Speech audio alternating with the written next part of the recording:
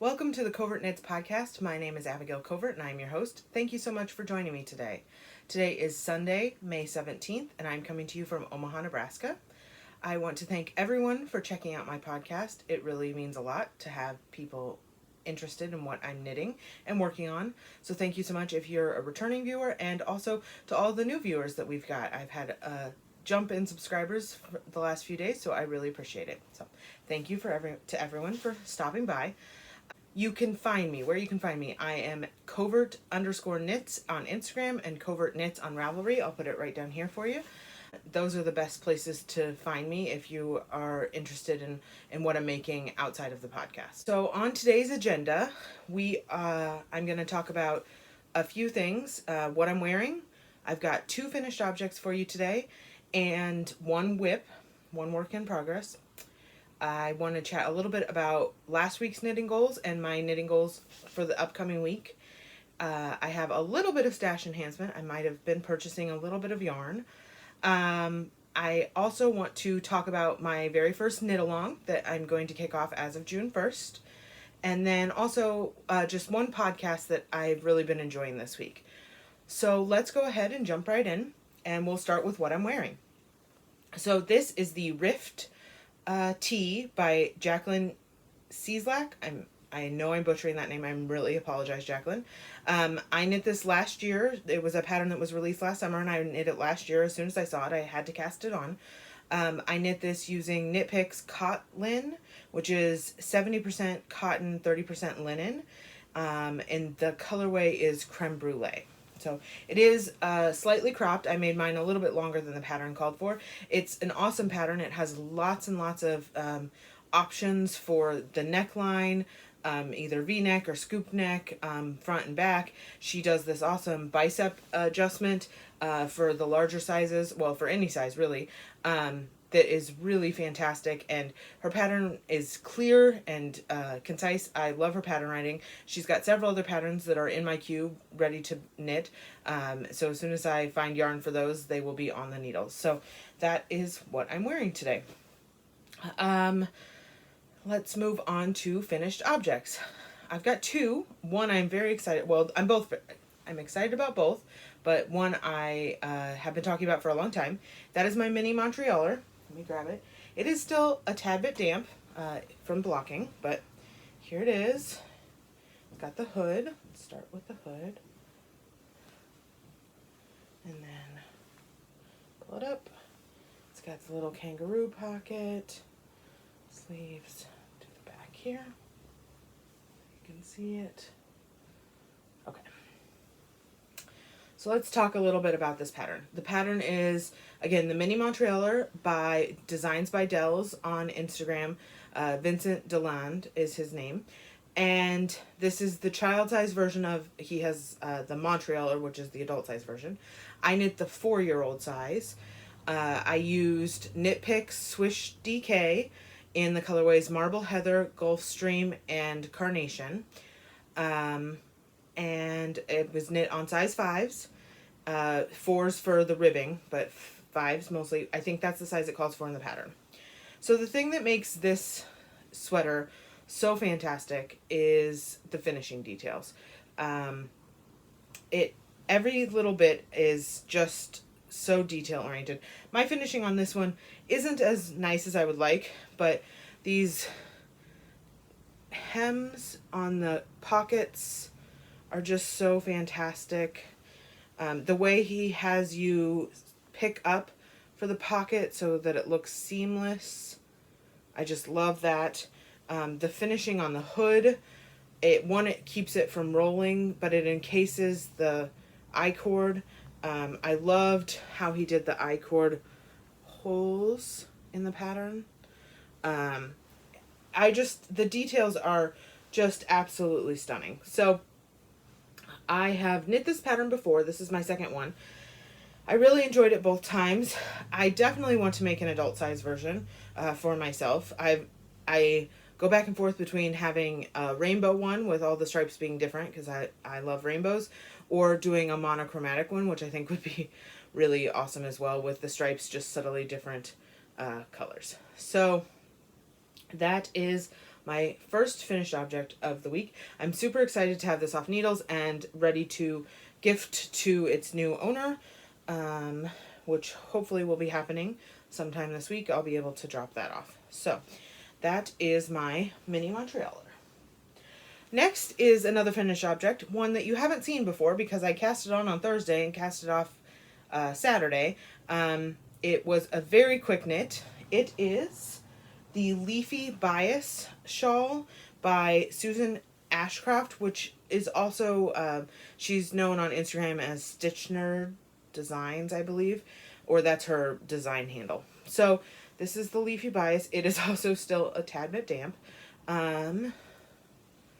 It's just a small little shawlette knit on the bias, hence the name, with these beautiful lacy, they're not even really lacy, these leaf details here on the edging. They go all the way across. I really enjoyed knitting this pattern. It was very clearly written. She has lots of information in the pattern for if you are less experienced knitter, but this is something you want to knit. It's very clearly written, has charts and written out, and it lots and lots of hints and tips and all that kind of stuff. So this was knit in Malabrigo Rios in the colorway Diana. It used about 1.5 skeins, and it was knit on size 7s. So this more than likely will go into the Christmas holiday gift bin. I think it would be a perfect little gift for one of my family members. So that's probably where this will go, though I do love it. I love the colors. It makes me feel like fall leaves and pumpkins and all that kind of stuff. So probably not the best time of year to be knitting it, but I just had this yarn ready to go, wound up, caked, and thought it would be a good, simple, mindless knit, and I was not wrong. So quick, so easy. I certainly could have made it larger. Now that I know how much yarn it uses, sorry, I have an itch here. Now that I know how much yarn it uses, I could definitely add a leaf or two to make it a tad bit longer and use up a little bit more. And with just 2 skeins of worsted, it was a great, great stash buster for that. It is actually written for Fingering Sport or DK. I again used Malabrigo Rios, which is a worsted, but I find a lot of times it's a little bit on the lighter side of worsted. So I just treated this as a DK, and it worked great. So yeah, that's my second finished object of the week. I love it. One more Christmas project in the books. So that is that. Again, have to lay that back out, finish drying. So okay, moving on to whips. Oh, and I totally forgot. Grab your drink. My Diet Dr. Pepper. Got so excited about talking about my projects, didn't talk about my drink. Okay, the only whip I have to talk about this week that's gotten any work is being housed in this fun project bag. This was purchased from A Simpler Home on Etsy, who I now think is, I think they've changed and rebranded to The Bearded Pearl. So I think you can check there. They didn't have anything in the shop when I looked this morning, but it looks like they're planning to have an update soon. So this is my Lilli Pilli shawl, and that is a pattern by Ambah O'Brien.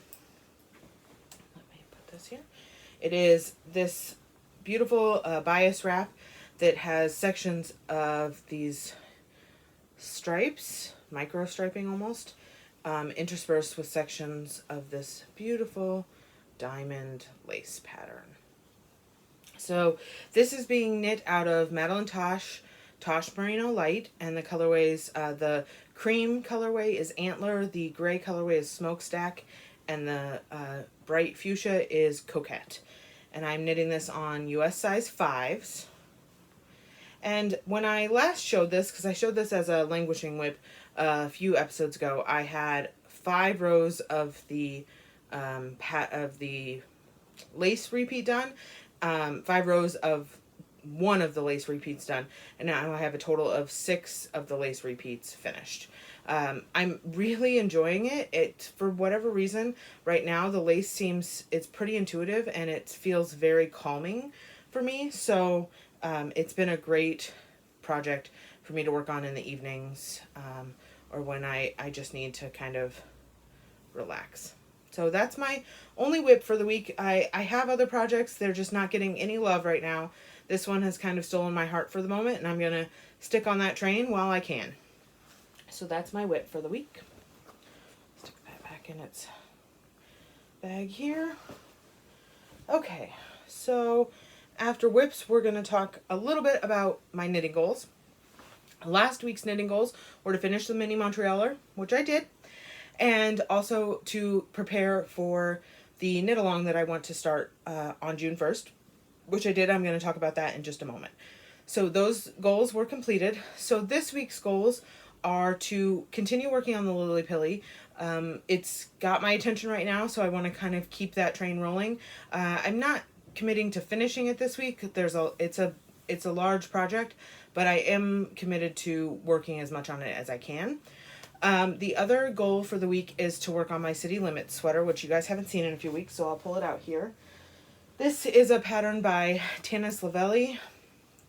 Again, butchering names left and right today. It's a sweater. It's a pullover pattern, knit in the round, top down.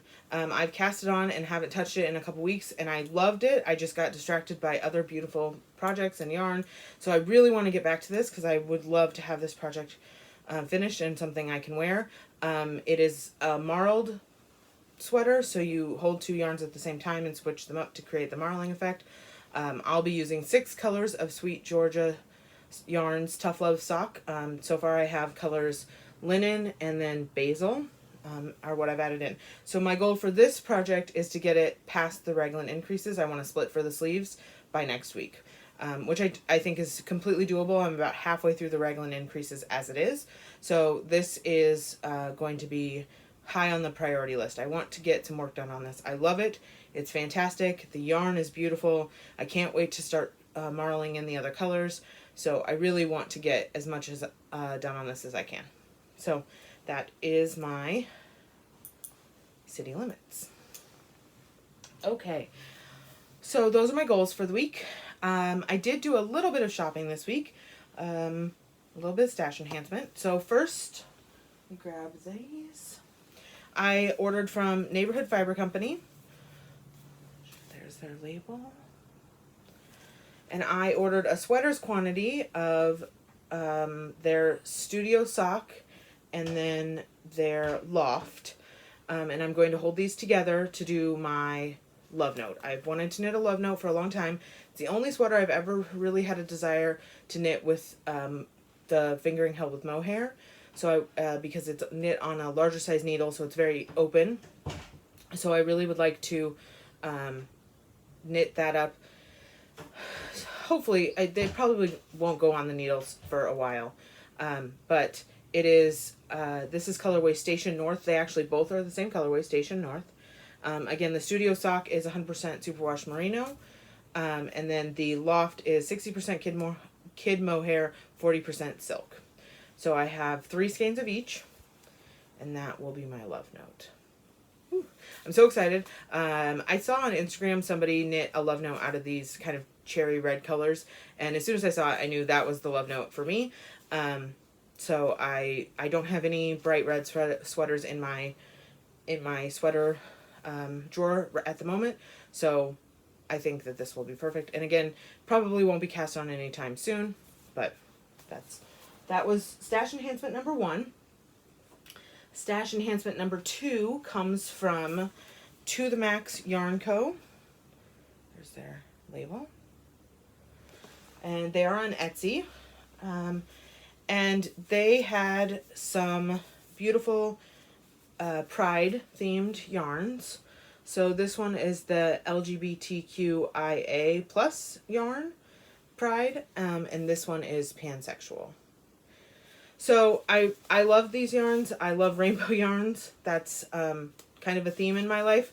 So this pansexual one is actually going to be a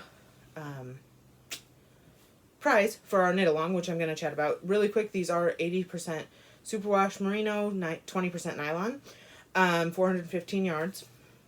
So this is going to be a prize for our knit along, and our knit along is going to be the Pride Sockathon 2020. So last year, Just for myself, I did Pride Sock-a-thon